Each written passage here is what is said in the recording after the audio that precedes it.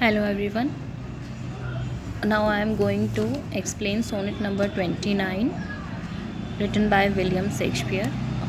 This is 29th sonnet. William Shakespeare ने total 154 sonnets लिखी हैं, जिसमें कि 101 से लेकर के 126 सॉनेट जो हैं WH, जो कि विलियम शेक्सपियर के पेट्रार्क थे, उनको डेडिकेटेड हैं, एंड अदर्स आर 127 से लेकर के 152 तक की जो सॉनेट्स हैं they are dedicated to a dark lady. The identity of the dark lady has not been disclosed by the poet, that is William Shakespeare. Generally उनको लोग मैरी फ्रेटन मानते हैं. Okay, so and the last two poems, that is poem number 153 and 154, वो they are love poems, जो कि Cupid god of love को dedicated हैं. This is sonnet number 29. ये सारी की सारी सोनेट्स उनकी एक सीरीज़ सोनेट्स नाम से उसके अंदर पब्लिश हुई है. सो हम what is our main point that we are going to discuss this sonnet number 29 that is included in our LT grade syllabus, so we have to discuss it over here. Now Shakespeare patriarchal sonnet के form में, sonnet is a sonnet as we all know that is a poem that is consist of 14 lines, जिसमें कि 14 lines होती हैं, जिसमें कि 4 line के Shakespeare ने क्या किया है, 4 लाइन के 3 क्वाड्रेंट्स हैं and then 2 rhyming couplets. Total 14 lines हो गई इनकी. इस तरह से इनकी राइमिंग स्कीम पेट्रार्कन सोनेट से डिफरेंट है. इन्होंने अपनी अपनी पोएम्स को एक अलग, अपनी सोनेट्स को एक अलग नाम दिया, जो कि शेक्सपियरन सोनेट के नाम से जानी जाती हैं, या फिर इनको इंग्लिश सोनेट्स भी कहते हैं, जिसकी rhyming scheme as mentioned over here ABCD EF GG. Rhyming couplets की राइमिंग स्कीम जो है इनकी GG होती है. Okay, so this is the rhyming, this is the rhyming scheme of the poet of Shakespearean और इंग्लिश सोनेट. तो ये इनकी राइमिंग स्कीम हो गई, ABCD EF GG. Okay, couplets.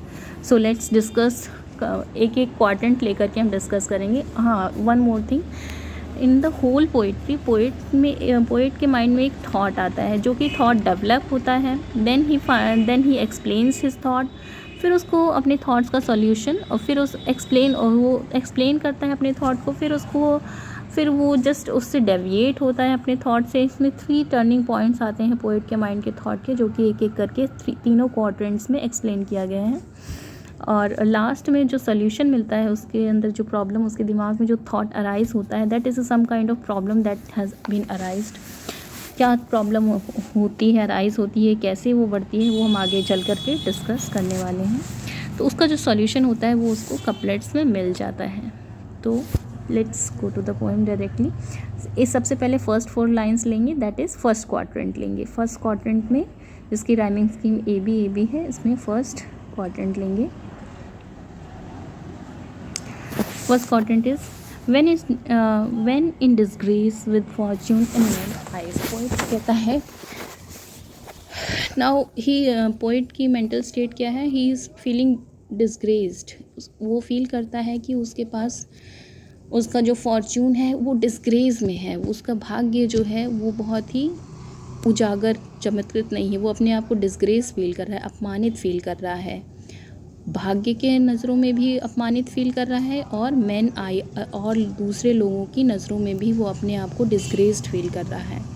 So what he does, I all alone beweep my outcast state. अब वो अपनी जो आउटकास्ट स्टेट है, इसकी जो बहिष्कृत दशा है, डिस्ग्रेस्ड स्टेट ऑफ माइंड है, डिस्ग्रेस फील करता है, तो अपने आप को और लोगों से वो बहिष्कृत फील करता है, अन्य लोगों से अलग फील करता है कि I am not having enough fortune as the other peoples are having.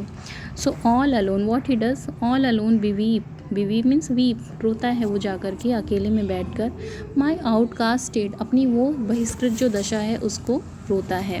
and trouble deep heaven with my bootless cry, और क्या करता है, परेशान कर देता है। किसको परेशान, ट्रबल कर देता है। डीप हेवन, हेवन ईश्वर का घर, स्वर्ग जो कि बहरा है, उसको हेवन को डीप कह रहा है। विद माई बूटलेस क्राई, अपनी यूजलेस क्राई। यूजलेस क्राई क्या, because the heaven is deep, heaven is not listening to him, भगवान उसकी सुन नहीं रहे हैं। That's why his all cries are bootless cry.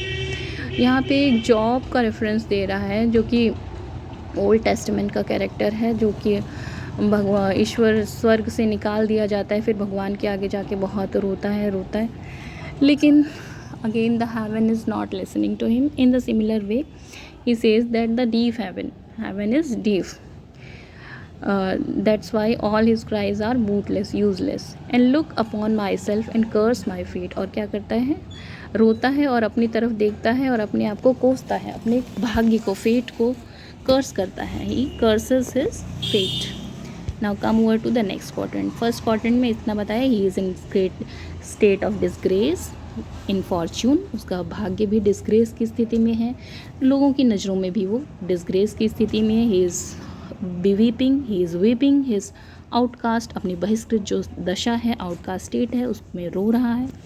Trouble deep, और परेशान कर दे रहा है किसको, डीप हेवन जो ईश्वर है, जो सुन नहीं रहा है, स्वर्ग के जो देवता है। With his bootless cry, useless cries के साथ वो सबको परेशान कर दे रहा है। And look upon myself and curse my fate. He is looking at himself as well as cursing his fate. Okay, this is the development of thought in the first quadrant. Now come over to the next quadrant.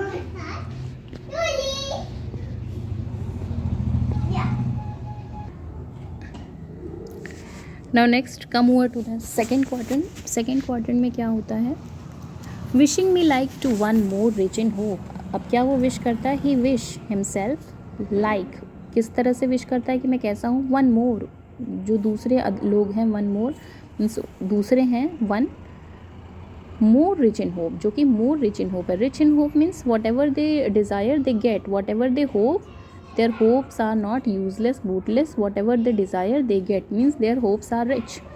वो चाहता है कि वो ऐसा बने कि जो वो चाहे उसे मिल जाए। He is wishing to be like one who is rich in hope sorry. Featured like him, वो कहता है कि मैं उसकी तरह से फीचर्ड हूँ। फीचर्ड मीन्स मेरे पास वो ये एडवांटेज, वो एडवांटेज, ये सारी के सारे फीचर्स अवेलेबल हों, मुझे ये सब मिल जाए इस तरह के। लाइक हिम मीन्स किसी को भी रेफरेंस दे रहा है कि उसकी तरह से मैं हूँ। लाइक हिम, और उसकी तरह से मैं, like him with friend possessed, और उसकी तरह से मेरे पास बहुत सारे फ्रेंड पोजेस्ड हों, मेरे पास बहुत सारे फ्रेंड्स हों।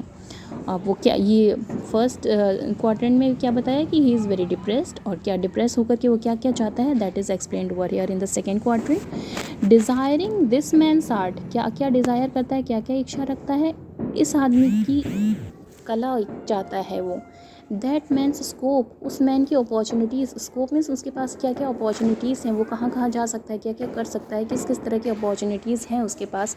वो चाहता है कि जैसे और लोगों के पास, उस आदमी के पास जो जो अपॉर्चुनिटीज़ हैं वैसी वैसी मेरे पास भी हों। इस आदमी की तरह मेरे पास कला हो, टैलेंट हो, और उसकी तरह से मेरे पास अपॉर्चुनिटीज़ हो। और क्या चाहता है, with what I most enjoy contented least. अब क्या कहता है, with what I most enjoy, मैं क्या कहता है कि जो मैं बहुत इन्जॉय कर रहा हूँ, जो जो मेरे पास अभी है, मैं सोच रहा हूँ कि अच्छा है, कंटेंटेड लीस्ट, मुझे वो बहुत कम संतुष्टि देते हैं, मुझे ये सारी चीज़ें अच्छी नहीं लगती। Content means satisfy, they don't satisfy, they don't content the poet, he is not contented with what he is enjoying right now. Okay, contented least means come in content कर रहे हैं, उसका बहुत कम सेटिस्फाई कर रहे हैं। सो this is the second quadrant. वो क्या चाहता क्या है वो ये बता रहा है इसमें। नाउ एक और turn, there is a sudden turn of thought. Third turn क्या आ रहा है थर्ड क्वाड्रेंट में, yet in these thought myself almost despising, yet लेकिन, येट फिर भी, इन दीज थाट्स ये सारे थाट्स के अंदर, माई सेल्फ खुद को, ऑलमोस्ट डिस्पाइसिंग अपने आप से लगभग घृणा कर रहा होता हो, hate, he is hating himself, he is hating, okay, he is despising means hating, hate, okay, he is just in the state of hatred, he is hating himself happily by chance, हालांकि फिर घृणा कर रहा होता है अपने आप से happily by chance, by chance, happily by chance I think on thee and then myself. Happily, फिर क्या होता क्या है, बाई चांस क्या होता है, आई थिंक वो सोचता है, ऑन दी मतलब उन सारे जो लोग जो जिनके पास सारी की सारी एडवांटेज हैं उनके बारे में सोचता है, and then on my state, और फिर अपने स्टेट के बारे में सोचता है। अपने स्टेट के बारे में क्या सोचता है, अनदर एस्पेक्ट आ जाता है, कुछ पॉजिटिव भी है उसके पास जो सोच लेता है वो अपने आप के लिए। लाइक अब ब्रैकेट के अंदर क्या लिखा है, क्या सोचता है, like he is comparing his thought, what wealth he is having, he is explaining over here. Like to a lark is a bird that arises in the morning, like to a lark at break of the day, arising from sullen earth. Sullen means damp, गीली है ना, wetlands, damp, गीली earth. Like to a lark is a bird. Lark is what, it's a bird. Okay, like to a lark at the break of the day arising, जैसे कि एक lark एक bird होती है, एक वी से it Hindi में इसको कहते हैं लावा पक्षी एक होता है, एक वो break of the day means morning में, break of the day, break होता है मॉर्निंग में, डे स्टार्ट होता है। जैसे फिर वो कंपेयर करता है कि अब वो अपनी तरफ किस तरह से देखता है, ही नाउ अब वो अपनी तरफ दे, आई थिंक अपॉन दी उन लोगों को देखता है, देन अपॉन मी किस तरह से देख रहा है, लाइक टू अ लार्क, अब उसके अपनी तरफ जो देखता है तो उसके थॉट में चेंज होता है। जैसे कि एक लार्क सुबह सुबह उठता है गीली मिट्टी से, रात भर सलन अर्थ रहती है, मिट्टी गीली रहती है, पृथ्वी गीली रहती है, उस पर से उठ करके वो ऊपर की तरफ उड़ता हुआ जाता है, फ्रेश एयर में उड़ता हुआ हेवन की तरफ जाता है, और वो कुछ गाता है, चिड़िया जैसे चहचहाती है, कुछ गाता गाता सा लार्क पक्षी बहुत अच्छा सा साउंड क्रिएट करते हुए ऊपर की तरफ जाता है। That he compares to a song और हिम हाँ, like to a lark at the break of day arising from sullen earth से जैसे एक लार्क उठ रहा है at the break of day, जैसे मॉर्निंग में उठ रहा है, सिंग्स हीम्स, जैसे कि लार्क पक्षी गीली मिट्टी से उड़ता हुआ ऊपर की तरफ जा रहा होता है और गा रहा होता है, उसी तरह से वो देखता है सिंग्स हीम्स एट हेवंस गेट, और कहता है कि मैं उसी तरह से जब मैं sings hymns at the heaven's gate, मैं जैसे ही ईश्वर की गीत, हिम्स मीन्स ईश्वर के सॉन्ग, गॉड की प्रेयर में जो सॉन्ग गाए जाते हैं, that is known as hymn, देवी देवताओं की स्तुति। और जैसे ही हेवेंस के गेट पर जाकर के वो भगवान की प्रेयर करता है, उसके अंदर एक चेंज महसूस होता है। व्हाट ही सेज, अब जैसे कि लार्क गीली मिट्टी से डार्कनेस से उठ करके, गीली मिट्टी सलन अर्थ से उठ करके ऊपर की तरफ जाता है, वैसे ही वो अपने अंदर क्या चेंज महसूस करता है कि जब वो हीम्स एट द हेवंस गेट, ईश्वर के गेट की तरफ भगवान की ओर मुँह करके जब वो प्रार्थना करता है, तब उसके अंदर भी एक चेंज आता है।